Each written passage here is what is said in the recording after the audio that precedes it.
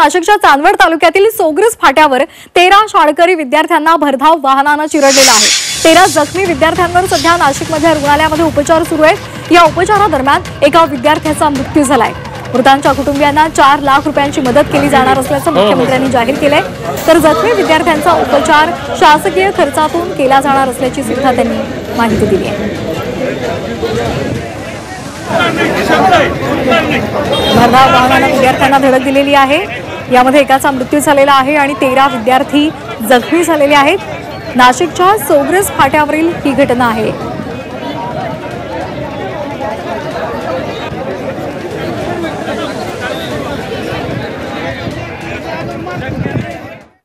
आणि या संदर्भात अधिक माहिती देत आहेत आमचे प्रतिनिधी। आपण त्यांच्याकडून ही माहिती जाणून घेणार आहोत। काय नेमकं झालेलं आहे, काय ही संपूर्ण घटना आणि सध्या जे जखमी आहेत त्यांची कशी प्रकृती आहे?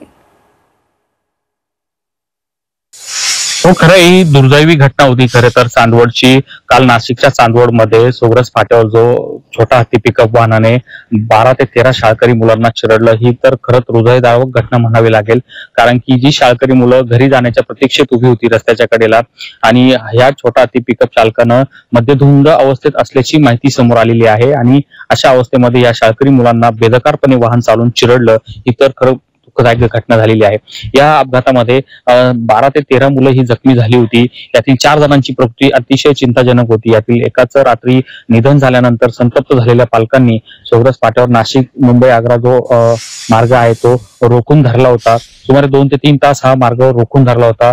दुतर्फा वाहनांची रांग लागली होती आणि या ठिकाणी नंतर नाशिकचे ग्रामीण पोलीस अधीक्षक बाळासाहेब पाटील आणि शालेय शिक्षण मंत्री दादा भुसे यांनी तातडीनं भेट दिली आणि आंदोलकांची चर्चा करण्याचा प्रयत्न केला।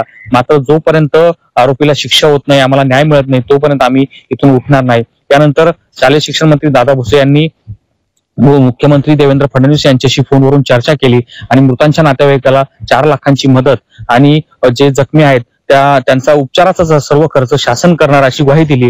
आणि पोलीस प्रमुख जे आहेत बाळासाहेब पाटील यांनी आरोपीला कठोर शिक्षा केली जाईल अशी ग्वाही दिली। त्यानंतर कुठेतरी आंदोलकांची शांती समजूत झाली आणि हे आंदोलन रात्री उशिरा मागे घेण्यात आलं। अगदी धन्यवाद सुदर्शन, आपण दिलेल्या या सविस्तर माहितीसाठी।